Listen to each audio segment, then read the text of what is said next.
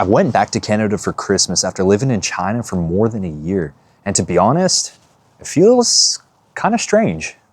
You know, a lot of people talk about the culture shock of when you move to a new country, but not a lot of people talk about how it feels to return back home.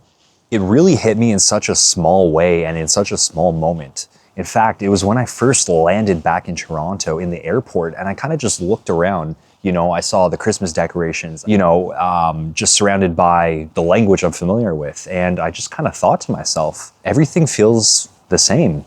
Nothing's wrong with Toronto. You know, Toronto is still Toronto. It's my home. But, you know, not having this sense of fitting into what once felt automatic, it's very evident that I have lived elsewhere for, you know, the past year or so. And I know you might be thinking this sounds like a little like abstract, like what the hell is this guy talking about?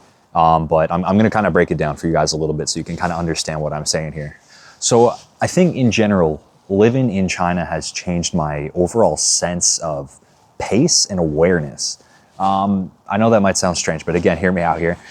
So the sense of pace, it's really different there from what I'm used to here in Toronto. I would say in general, everything feels mostly faster.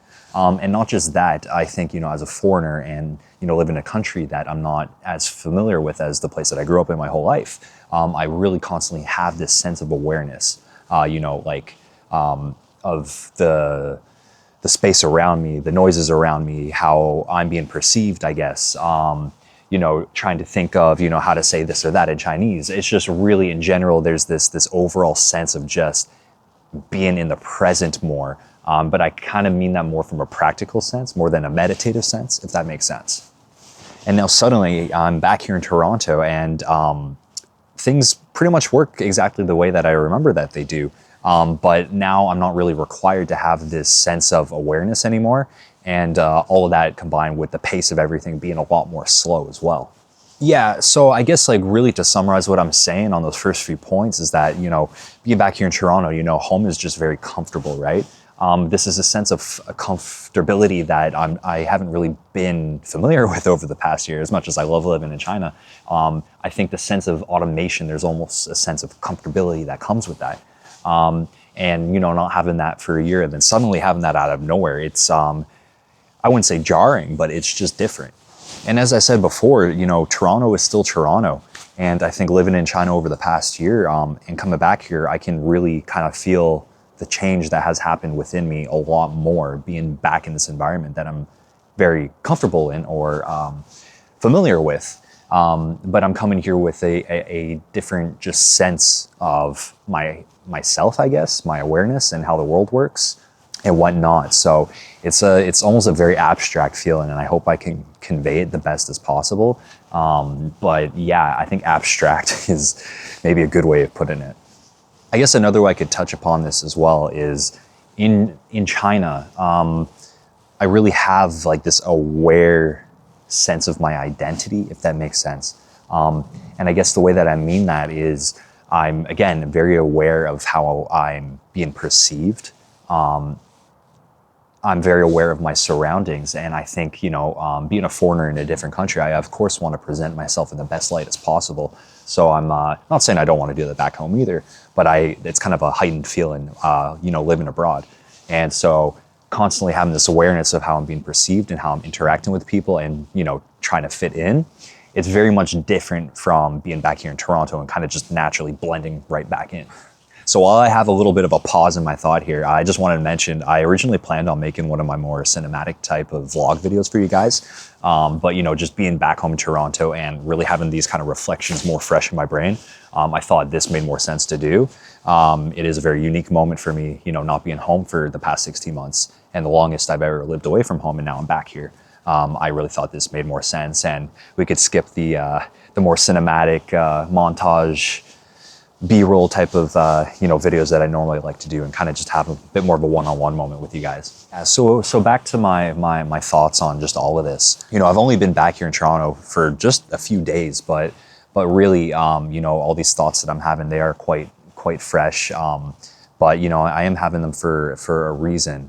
I think, you know, coming home after living abroad forces you to really see things. It really forces you to see life in general from the outside, I guess. Because, you know, you have this one life where you grew up, right? And then you have this other life in this new country where you're really having to rebuild in a lot of different ways. So it really is a reflective moment, and you're really kind of just seeing your life from the outside and what this all means. You really start to ask yourself questions that you didn't really ask before. And I think that's because, you left home as one person and you're coming back to visit as a totally different person. I might sound like I'm being dramatic right now, but that can really happen from living somewhere for a whole year or so. That's just so different from the environment that you grew up in. So I'm really reflecting on, I guess, myself and my growth in a way that I've never really done before. And maybe this growth is really, aside from adventure and, wanting to explore the world, maybe this is a big reason for moving abroad in the first place, is really to experience a new form of growth that you just really can't do in a comfortable space.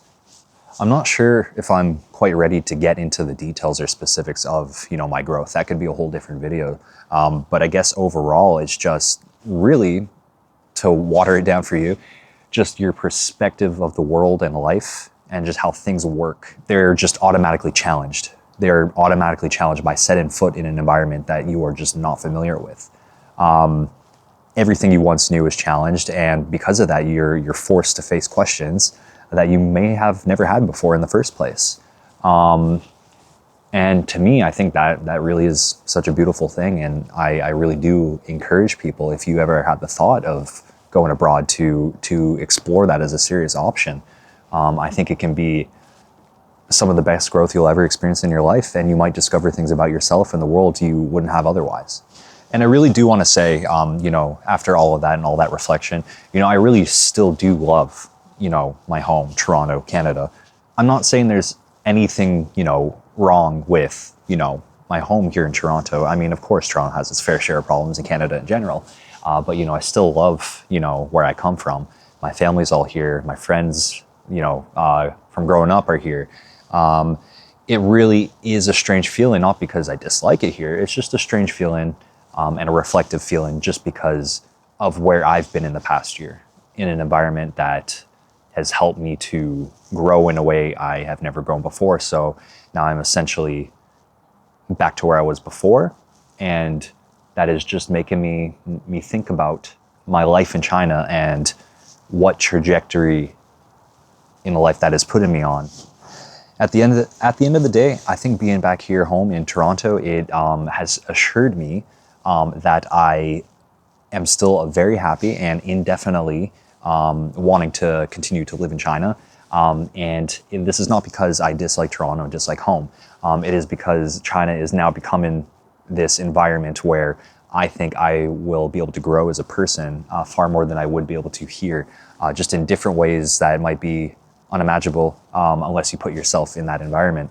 And not only that, I'm just learning that I love this new country that I live in, and there's so much more to do there and to explore, and a lot more that I feel like I need to do there, and I just do not see myself coming back here to Toronto permanently anywhere in the near future. Maybe never, who knows? I love it in China. I love living there, and I am on some sort of a mission. I think I'm still figuring out what that is, but all I know is that is where I need to be right now. And maybe that's where I need to be indefinitely. I would not consider myself a man who doesn't know his goals or doesn't know his path, but I am a person that is very open-minded, that wants to learn new things, and wants to experience life in a way that you need to be uncomfortable to learn these new things. Wow, I'm being very abstract here. I'm so sorry, guys, but this really is just my train of thought right now. As I said, I am not necessarily a person without vision, but I am open to where life takes me. And right now, living in China is exactly where I need to be. So if you're somebody who's also moved away from home for an extended period of time, whether it was for work, travel, or school, I would like to know how you feel about all this, how you kind of relate to what I'm saying here. And if you had similar thoughts and kind of how you work those thoughts out, I'd be really curious to know. So please, I'd be really happy to hear that from all of you guys. With that all being said, thank you guys so much for watching. I will be back to my regularly scheduled programming of cinematic vlog videos, but I appreciate you guys sticking around and listening to my reflections here on being back in Toronto, Canada. And again, with that all being said, I will see you all in the next video. Thank you so much.